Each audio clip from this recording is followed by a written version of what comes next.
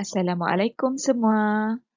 Baik, hari ini Cikgu Dia nak kongsi bagaimana cara murid untuk mengenal pasti idea utama dan idea sampingan dalam sesebuah petikan. Mari kita teruskan pelajaran kita. Apakah idea utama? Ya, idea utama ialah idea penting pada setiap perenggan dalam petikan.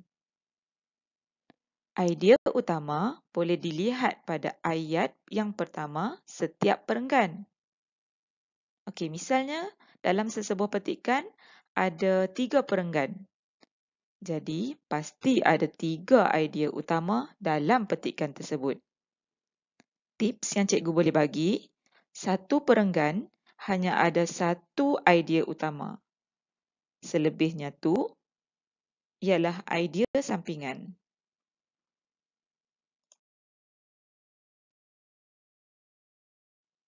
Apa pula idea sampingan? Ya, idea sampingan ialah idea yang menyokong idea utama atau idea yang menghuraikan idea utama. Baik, contoh, kesan atau akibat juga boleh digunakan untuk menguatkan lagi idea sampingan. Bagi aktiviti pada hari ini, murid-murid boleh rujuk buku teks Bahasa Melayu Jilid 2, muka surat 56. Mari kita sama-sama mengenal pasti idea utama dan idea sampingan dalam petikan rumput Napier. Kita akan mengenal pasti idea-idea ini dari satu perenggan ke satu perenggan. Baik, kita mulakan dengan perenggan yang pertama. Ayah Kok Bun termenung apabila melihat tanahnya yang terbiar di hujung kampung.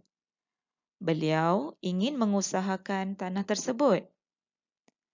Idea utama dalam perenggan ini ialah melihat tanahnya yang terbiar di hujung kampung.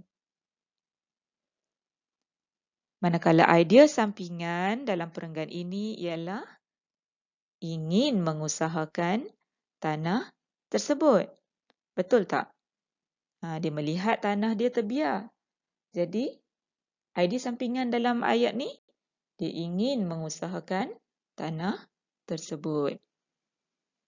Okey, cuba kita lihat pada perenggan yang kedua. Kok Bun telah memberikan idea kepada ayahnya. Idea itu amat bernas sekali. Bapa Kok Bun bersetuju.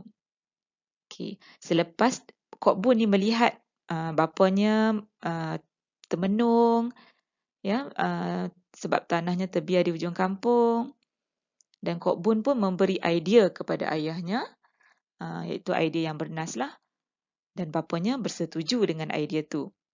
Okey, apa idea utama yang terdapat dalam petikan ni? Idea utama yang terdapat dalam perenggan yang kedua ni. Ya, idea utamanya memberi idea kepada ayahnya.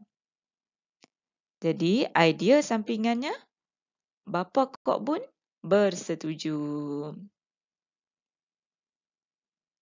Okey, kita teruskan pada perenggan yang ketiga. Jom baca sama-sama. Mereka menanam rumput Napier. Rumput ini amat sesuai untuk ternakan seperti kambing, lembu dan ayam Belanda.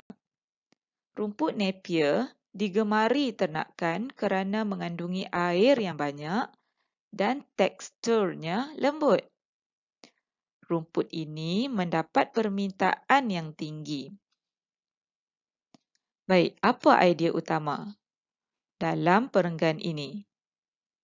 Macam yang cikgu cakap sebelum ni, idea utama boleh didapati pada ayat yang pertama.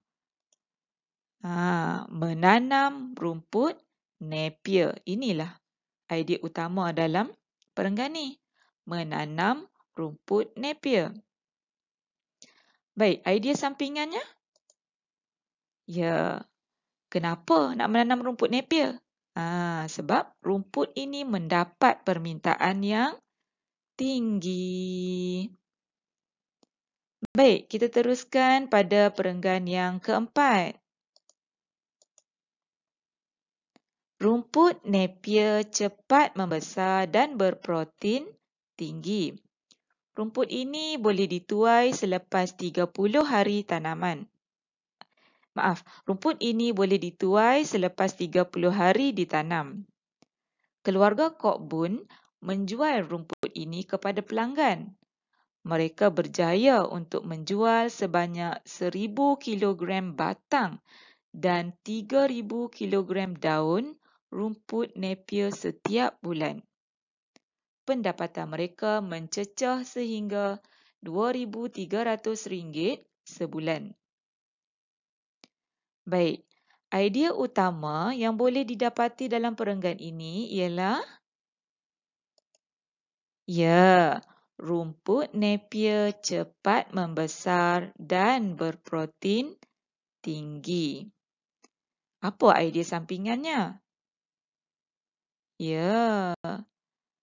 Rumput ini boleh dituai selepas 30 hari ditanam. Dia nak menyokong balik. Kenapa yang dikatakan rumput Napier ni cepat membesar dan berprotein tinggi ni? Sebab rumput ni boleh terus dituai selepas 30 hari ditanam. Jadi dia cepat membesarlah. Okey, kita teruskan kepada perenggan yang kelima. Ayah Kok Bun telah mengajak penduduk kampung lain mengusahakan tanaman rumput Napier. Mereka bekerjasama. Kini tiada lagi tanah terbiar di kampung tersebut. Okey, idea utama dalam perenggan ini apa? Mengajak penduduk kampung lain mengusahakan tanaman rumput Napier. Jadi, apa pula idea sampingannya? Bila dah semua orang-orang kampung mengusahakan tanaman rumput Napier ni, jadi tiada lagi tanah terbiar di kampung tersebut. Tiada lagi tanah terbiar di kampung. Itu sebagai idea sampingan. Baik, murid-murid dah faham tak macam mana cara kita nak menyatakan idea utama dan idea sampingan dalam sesebuah petikan? Mula-mula sekali, murid-murid kena cari. Kena cari idea utama dan idea sampingan tu dari satu perenggan ke satu perenggan. Jadi dekat dalam petikan rumput Napier ni, kita ada 5 idea utama. Okey. Baik. Tadi cikgu ada terangkan, cikgu ada bagi tips. Satu perenggan hanya ada satu idea utama dan yang selebihnya tu ialah idea sampingan. Okey, harap-harap murid boleh faham.